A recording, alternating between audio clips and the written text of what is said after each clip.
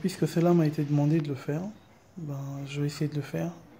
Pas en me présentant en tant que donneur de leçons, mais en donnant ma contribution. Je veux parler de ce que les gens essayent de faire par mimétisme, ou le mode de vie que les gens adoptent, ou de fonctionnement qu'ils adoptent en fonction de ce qu'ils voient chez les autres. On ne peut pas déterminer sa vie ou déterminer ses gestes quotidiens en fonction des gens. On ne peut pas dire, puisque tel a fait ceci, moi aussi je veux faire cela. Souvent les gens sont déçus parce que lorsque tu te mets à agir en fonction de ce que font les autres, tu n'as pas tous les éléments. Tu as juste le sommet de l'iceberg que tu vois. Les soubassements de ce que tu as comme résultat en face, tu ne le maîtrises pas. Donc, c'est toujours mieux de commencer par aimer ce qu'on fait, de le faire pour soi, et quoi qu'il arrive, ce qu'on fait pour soi, ce qu'on aime quand on le fait, produit toujours des fruits. Et tout ça est basé sur la motivation. La motivation, je suis allé à plusieurs ateliers de formation où les gens parlaient de la motivation. Je pense que quelque part, pour qu'une personne parle de motivation, il faut qu'il rencontre certaines choses dans la vie qui le mettent dans le concret. C'est des gens qui devraient parler de motivation, c'est des gens qui ont une histoire à raconter, un vécu par rapport à leur vie, par rapport à leur expérience. Moi, je vais vous donner un exemple.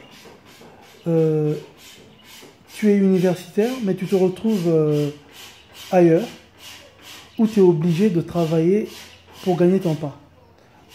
Ailleurs, on appelle ça faire des jobs alimentaires. Donc, ça veut dire que tu mets de côté ce que tu as comme background, tu te lances dans un domaine qui n'est pas le tien. Je prendrai mon exemple. Un beau jour, je me retrouve sur Paris et il fallait que je gagne mon pain. À l'époque, les documents que j'avais, je ne pouvais pas les utiliser pour prétendre aller demander un travail.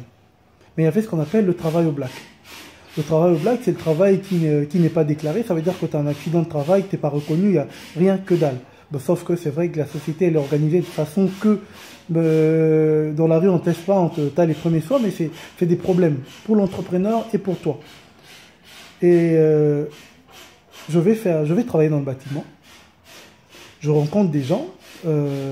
Du point de vue, c'est pas une critique, mais c'est vrai que c'est du point de vue niveau intellectuel qui ne me valait pas. Du point de vue études faites qui ne me valait pas. Mais tu viens dans un domaine tout autre, où les gens qui sont rois là-bas n'ont rien à voir de tes études. Ils n'ont rien à... Ça ne leur concerne pas. Tu viens, tu es manutentionnaire, tu viens, tu prêtes main forte, point barre. Et j'arrive, je travaille le premier jour, je travaille le deuxième jour, on tendait vers l'hiver.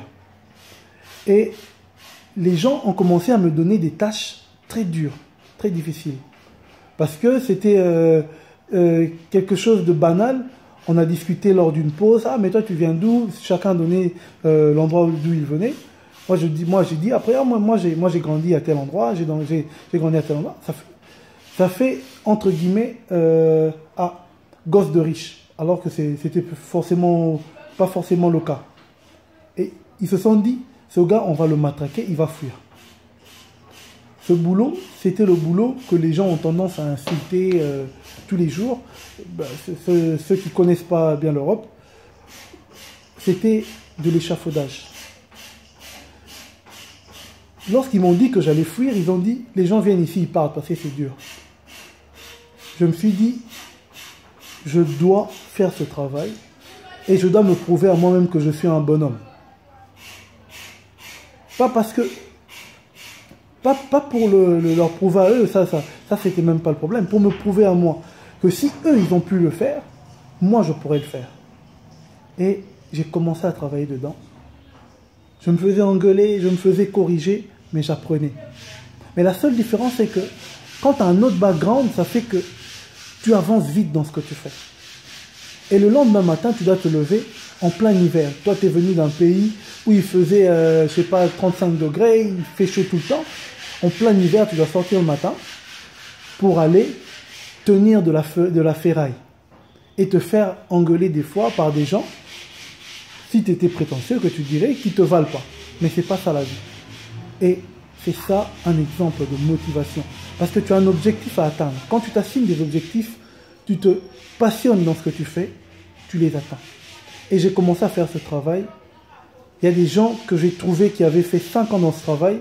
Au bout de 5 mois, je prenais des décisions à la place de ces gens. Je partais rencontrer les responsables de chantier.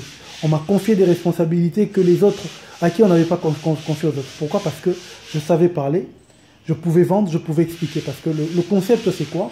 C'est qu'il y a un client qui vient, qui doit accepter l'ouvrage que vous lui donnez. Donc il faudrait lui expliquer par rapport au plan que vous aviez, pourquoi vous avez fait telle chose, pourquoi, et pourquoi il devrait accepter, pourquoi il y a telle erreur ou pourquoi il y a tel problème. Mais ce n'était pas tout le monde qui était à l'aise dans ça. Donc moi j'étais à l'aise dans ça. Donc ça m'a donné des galons, ça m'a permis d'évoluer assez rapidement et de tailler mes objectifs. Donc voilà, pour une première partie de mes 6 minutes, j'ai essayé de parler de motivation qui est en nous tous, sauf que on ne peut pas être motivé. C'est vrai qu'on peut faire des choses par émulation, on peut faire des choses par mimétisme, et ce qui arrive souvent, mais quand on fait une chose, il faut commencer à aimer ce qu'on fait. Même si on se dit que c'est pas ce qu'on veut, mais du moment où vous vous mettez en phase avec ce que vous voulez faire, il faut aimer ce que vous faites. Vous aimez, vous travaillez. Parce que même dans l'entrepreneuriat, pour prétendre être un bon patron, il faut avoir été un bon travailleur. Il faut avoir été un bon salarié. Donc, c'est ce qui permet aux gens qui entreprennent d'arriver loin. Parce que eux-mêmes, en tant que salariés, en tant que travailleurs, ils se sont donné corps et âme. Et lorsqu'ils deviennent entrepreneurs, il n'y a pas d'autre choix. C'est des bosseurs. Ils bossent et ils sont empathiques. Ils savent que je travaille avec une équipe. Cette équipe peut avoir besoin de telle chose. Cette équipe peut avoir besoin de telle chose. Les bénéfices, lorsqu'ils viennent, ce n'est pas pour ma poche. C'est pour l'entreprise. C'est pour en partager avec ceux qui contribuent à ce que l'œuvre puisse avancer. Voilà pour un premier truc que je balance. Bon, il y en a qui vont se moquer, qui vont rigoler. Il y en a qui vont se retrouver et à qui ça pourrait servir. Coucou.